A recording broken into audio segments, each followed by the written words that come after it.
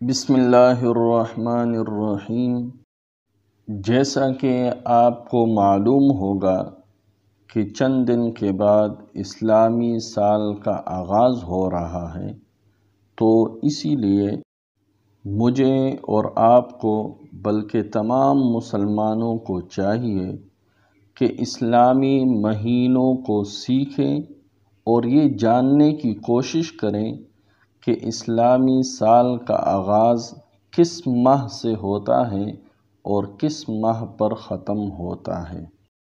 تو آج ہم سب سیکھیں گے کہ اسلامی مہینوں کے نام کیا کیا ہیں اور ان کے نام رکھنے کی وجہ کیا ہے۔ سوال نمبر 1، محرم الحرام کی وجہ تسمیہ بتائیے۔ جواب: محرم کے لغوی معنی حرمت والا ہے یا حرام کیا گیا۔ اسلامی قمری مہینوں میں یہ پہلا مہینہ ہے۔ محرم کا نام اس لیے محرم ہوا کہ اس میں قتال کو حرام سمجھا گیا۔ یہ مہینہ 4 محترم مہینوں میں سے ایک ہے۔ اسلام سے پہلے بھی اور بعد میں بھی یہ مہینہ متبرک سمجھا جاتا اور اس مہینے میں جنگ وغیرہ ممنوع تھی۔ سوال نمبر 2، صفر المظفر کی وجہ تسمیہ بتائیں۔ جواب: صفر لغوی اعتبار سے بمعنی خالی کے ہے یا زرد کے ہے۔ صفر کو صفر اسی لیے کہا گیا کہ عرب اس ماہ میں قتل اور غارت گیری کرتے تھے اور ان کے گھر خالی رہتے تھے۔ یہ بھی روایت ہے کہ جب ابتدا میں یہ نام وجود میں آیا تو یہ مہینہ موسم خزاں میں آتا تھا اور درختوں کے پتے زرد ہو جاتے۔ صفر کے ایک اور معنی عربی میں یہ ہے کہ پیٹ کے وہ کیڑے جو بھوک لگنے پر آنتوں کو کاٹتے ہیں۔ بعض لوگ اس مہینے کو منحوس سمجھتے ہیں جس کی کوئی حیثیت نہیں، یہ اسلامی کیلنڈر کا دوسرا مہینہ ہے۔ سوال نمبر 3، ربیع الاول اور ربیع الآخر کی وجہ تسمیہ بتائیں۔ جواب: یہ اسلامی کیلنڈر کے بالترتیب تیسرے اور چوتھے مہینے کے نام ہیں۔ لفظ ربیع کے لغوی معنی موسم بہار کی بارش ہے۔ البیرونی کا خیال ہے کہ ربیع کے معنی موسم خزاں یعنی خریف کے بھی ہے۔ ربیع کا مطلب موسم بہار بھی ہے۔ دوسرا یہ کہ عرب کے لوگ جو بھی مال لوٹ کر لاتے تھے اس مہینے میں تقسیم کر لیتے تھے۔ وہ مال 4 حصوں میں تقسیم کیا جاتا تھا جسے عربی میں تربیع کہا جاتا ہے۔ یہی لفظ ربیع کا منبع خیال کیا جاتا ہے۔ یہ بھی روایت ہے کہ دونوں مہینوں کا نام ربیع اس لیے رکھا گیا کہ یہ اس وقت موسم ربیع میں یعنی بہار میں واقع ہوئے تھے۔ تو ربیع الاول کا مطلب موسم بہار کا پہلا مہینہ اور ربیع الآخر کا مطلب موسم بہار کا آخری مہینہ۔ لوگ عموماً ربیع الآخر کو ربیع الثانی کہتے بھی ہیں اور لکھتے بھی ہیں۔ سوال نمبر 4، جمادی الاولیٰ اور جمادی الاخریٰ کی وجہ تسمیہ بتائیں۔ جواب: یہ اسلامی کیلنڈر کے بالترتیب 5ویں اور 6ٹھے مہینے ہیں۔ جماد کا مطلب منجمد ہو جانا۔ اس زمانے میں یہ مہینہ سخت سردیوں میں آتا تھا۔ جس کی وجہ سے پانی منجمد ہو جاتا تھا۔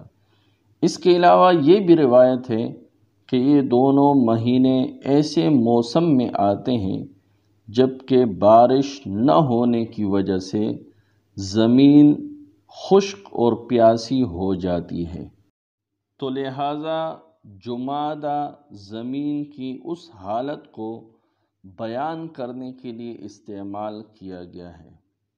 یہاں بھی عموماً لوگ جمادی الاخری کو جمادی الثانی لکھتے اور بولتے ہیں۔ سوال نمبر 5، رجب المرجب کی وجہ تسمیہ بتائیں۔ جواب، رجب کے معنی وسط کے ہیں اور لغوی معنی تعظیم کرنا ہے۔ اسلامی کیلنڈر کا یہ 7واں مہینہ ہے۔ یہ 4 حرمت والے مہینوں میں سے بھی ہے۔ رجب میں اہل عرب جنگ و جدال چھوڑ دیتے تھے۔ وجہ تسمیہ یہ ہے کہ وہ لوگ کہتے تھے کہ اپنی جنگ اور جدال سے باز رہو، اور ایام جاہلیت میں اس ماہ کی بڑی تعظیم تھی۔ سوال نمبر 6، شعبان المعظم کی وجہ تسمیہ بتائیں۔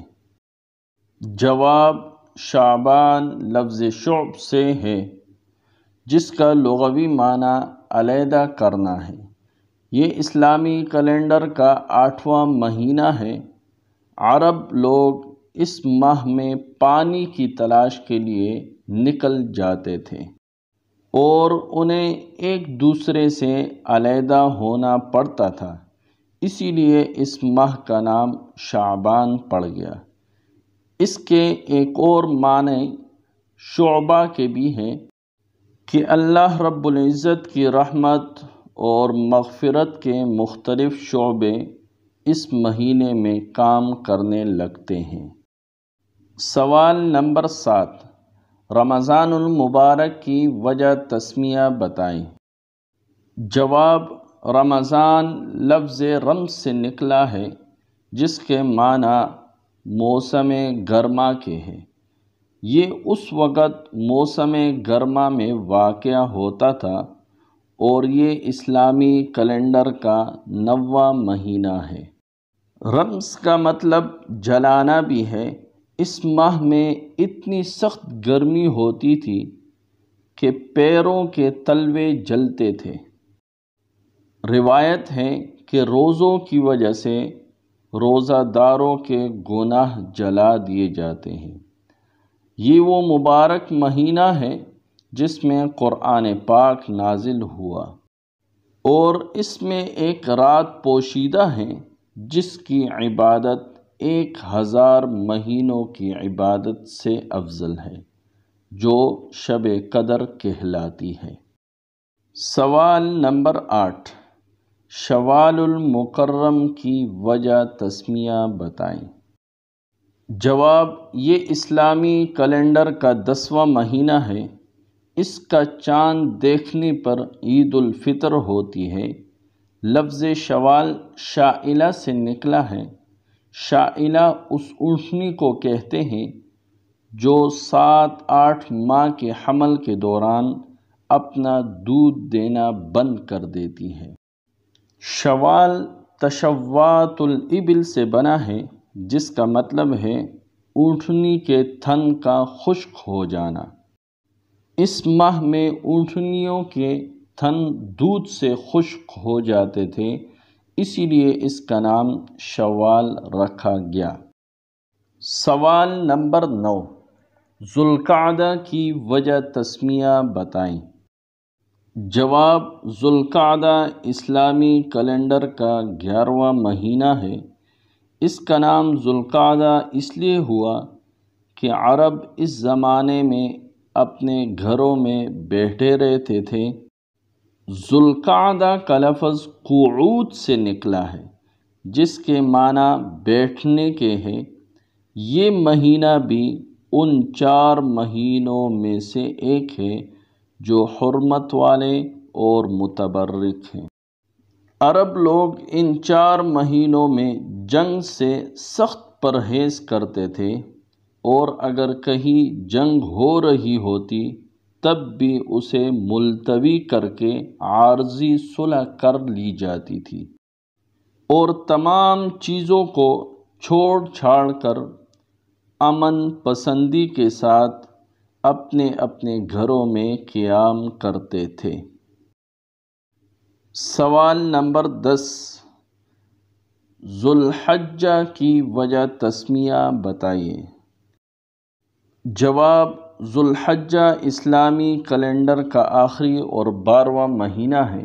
ذوالحجہ نام اس لیے ہوا کہ اس میں حج ہوتا تھا اور قیامت تک ہوتا رہے گا۔